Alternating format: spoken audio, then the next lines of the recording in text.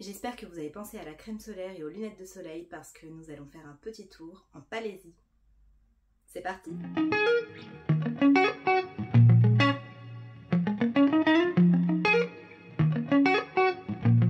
Hello YouTube, bienvenue ou re-bienvenue sur ma chaîne Nesty Books & Coffee. Aujourd'hui on se retrouve pour une pile à lire. Oui, encore, je suis passionnée de piles à lire, j'adore en fait. Cette pile à lire est pour un challenge à côté duquel je ne pouvais pas passer parce que c'est une de mes booktubeuses préférées qui l'organise.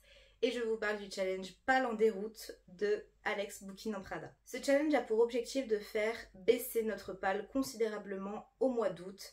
Et pour cela, Alex nous a prévu quelques catégories avec des livres à mettre, mais aussi quelques objectifs du style lire 200 pages par jour ou lire un livre par jour. On va se contenter des 200 pages. Déjà, si je les atteins, ça sera pas mal. Parce qu'au mois d'août, je vais bouger un tout petit peu et du coup, peut-être que je n'aurai pas le temps de tout lire. Ce challenge se présente sous la forme de timbres à collectionner. Donc, il y a 15 timbres qui correspondent à des catégories et 5 timbres bonus avec des défis à faire pour ce mois d'août. Je vous mets bien évidemment en barre d'infos la vidéo concernant le challenge que Alex présente bien mieux que moi. Et je vous mets également le compte Instagram qui est dédié à ce challenge, n'hésitez pas à aller faire un tour. Je félicite Alex grandement parce qu'elle nous a fait un challenge incroyable. Elle s'est beaucoup amusée, elle s'est beaucoup donnée et ça donne quelque chose de vraiment cool. J'ai quand même 15 livres à vous présenter donc c'est parti. Le premier timbre à collectionner correspond à l'été, je suis flemmartiste. Et il faut lire le plus petit livre de notre pile à lire. Et j'ai cherché sur Livre Addict du coup le plus petit livre de ma pile. Et il s'agit de Mille et pas de Eric Emmanuel Schmitt, publié chez Albin Michel. On est sur un conte spirituel. Eric Emmanuel Schmitt écrit divinement bien, mais je n'ai pas lu grand chose depuis un petit moment, donc c'est l'occasion. Il est très petit et il s'agit d'une trilogie et j'ai les 3 je crois. Donc ouais, il est temps. Ça fait 63 pages, donc si je le lis pas en une journée, il y a un problème. Alex nous propose ensuite une petite virée à Saint-Trope et ici on doit lire un livre qui correspond à notre genre favori ou avec notre trope préférée. La trope, c'est un schéma littéraire qu'on va retrouver comme le Enemies to Lovers ou ce genre de choses. Je ne sais pas vraiment quelle est ma trope préférée, donc je me suis concentrée plutôt sur mon genre favori. Et mon genre favori, je pense que c'est la fantasy. Donc j'ai décidé de lire Les Éblouis de Eileen Manceau, publié chez Sarbacane dans la collection Exprime. Pour que cette vidéo ne soit pas trop longue, je ne vous fais pas de résumé, je vous laisse tout, absolument tout en barre d'infos. Il y a les liens qui vous emmènent sur les fiches Livre Addict de chaque livre.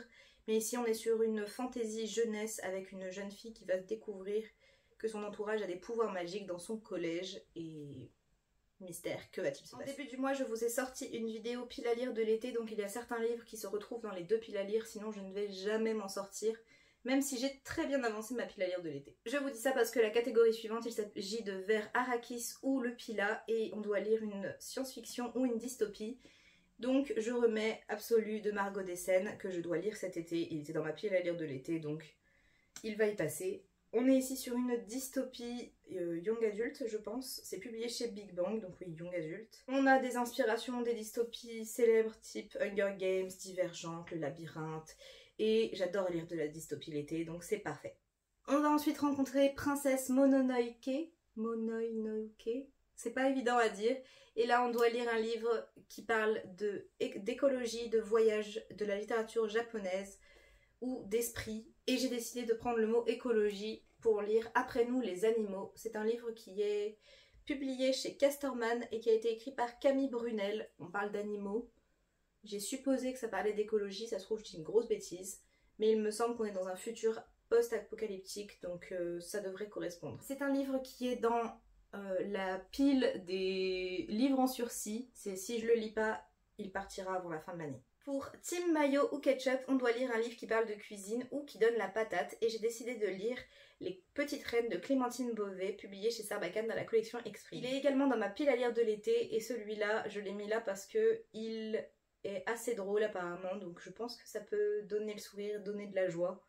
Et on verra, il fallait que j'en case un, je n'avais pas d'idée, je n'ai pas de livre qui parle de cuisine et c'est bien malheureux. Alex a poussé la chansonnette et a décidé d'appeler cette catégorie J'ai attrapé un coup de soleil. Ça correspond à une chanson que je ne connais pas et je ne pense pas vouloir la connaître parce que ça a l'air d'être quelque chose qui reste bien en tête. Mais en tout cas ici on doit lire une romance, un sujet brûlant, un livre épistolaire ou une tragédie. Et j'ai choisi de lire À tous les garçons que j'ai aimés parce qu'il s'agit d'une romance jeunesse. et qui a également un petit côté épistolaire. Je ne pense pas que les lettres soient dedans, mais en tout cas elle écrit des lettres, donc je trouvais que c'était un joli clin d'œil. En tout cas, c'est sûr, c'est une romance et j'ai très hâte de les lire. La catégorie suivante est sans doute ma préférée parce que la référence m'a tout de suite fait tilt. Il s'agit de Soleil, Jonquille et Mimosa.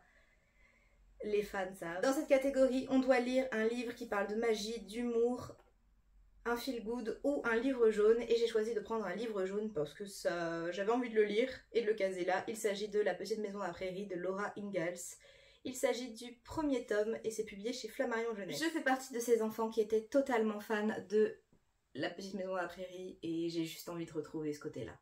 On passe à quelque chose de beaucoup moins sympathique avec un peu de poison dans ta glace, et ici on doit lire un livre avec du mystère, une enquête, un polar ou de la vengeance, et j'ai décidé de me concentrer sur le mot mystère parce que vous savez que polar et enquête je n'ai pas souvent, et je vais lire La mer sans étoiles de Erin Morgenstern, publié chez Sonatine. Tout ce que je sais de ce livre, c'est que c'est un mystère et que ça déborde de mystère. L'écriture est très onirique, on ne sait pas vraiment ce qui se passe, mais en tout cas il me faisait énormément envie. Je sais qu'il est disponible en audio sur Nextory et c'est un petit peu ce qui a motivé mon choix parce que je vais bouger, je vais être dans les transports en commun ou dans les transports tout court, donc lecture audio, ça va être parfait. On passe à la catégorie Mieux vaut clore le débat et on doit lire un livre engagé ou un livre qui nous apprend quelque chose. Je vais lire Petit pays de Gaël Faye, publié chez Le Livre de Poche dans cette édition, et il s'agit du prix Goncourt des lycéens.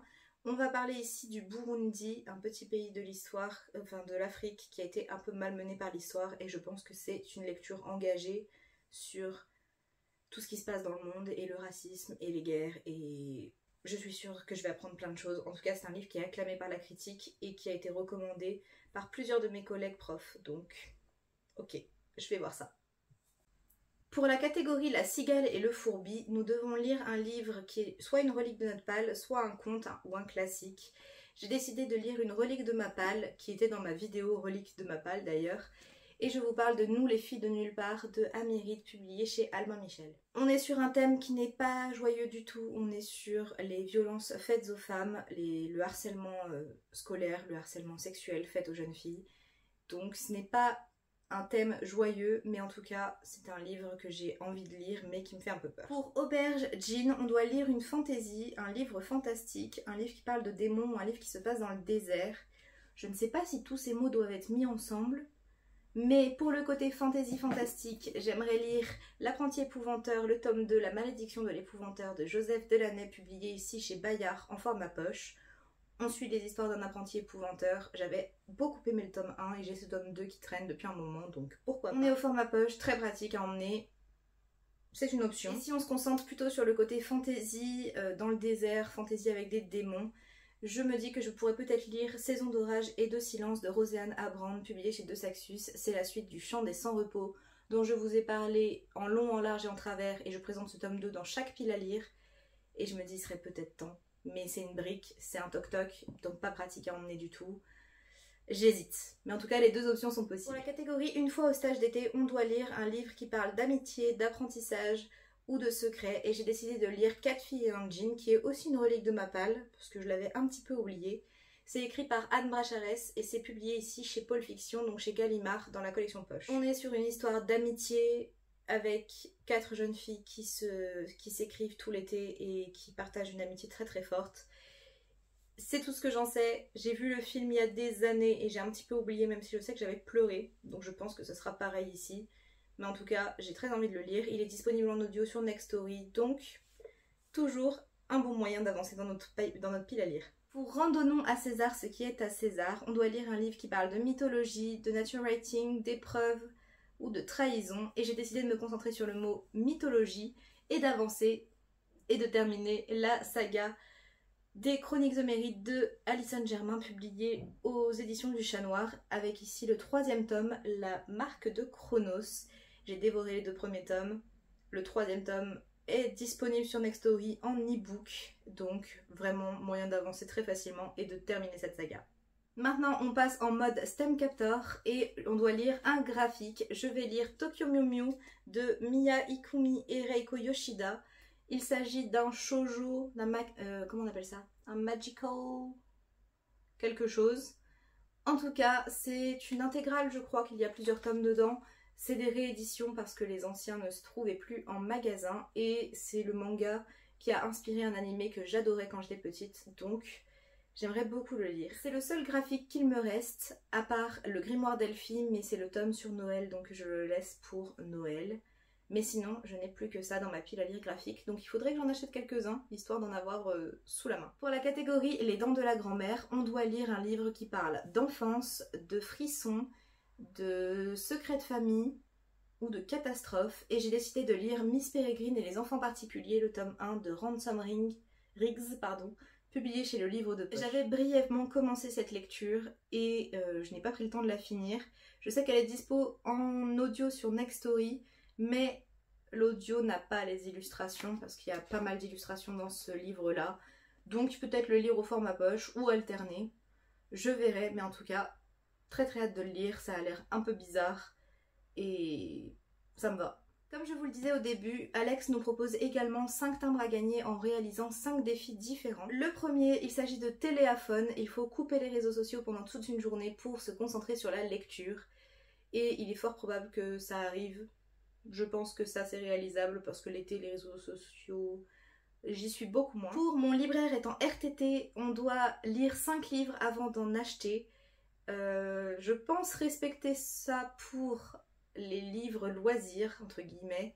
Par contre, je dois absolument acheter mes livres pour l'école, donc je vais pas pouvoir ne pas aller en librairie. Par contre, c'est des livres qui ne rejoignent jamais officiellement ma pile à lire parce que je les lis en cours, donc j'estime que c'est quelque chose d'autre. Donc, on va essayer de respecter ça pour les livres loisirs qui me font plaisir. Pour carte postale littéraire, on doit partager une chronique, soit sur Instagram, soit sur YouTube, et l'un ou l'autre, je pense que ça sera fait au moins une fois au cours du mois d'août. Pour la catégorie dit, on peut faire griller un chamallow avec une lampe torche. On doit passer toute une soirée ou toute une nuit à lire. C'est plus ou moins ce que je fais déjà.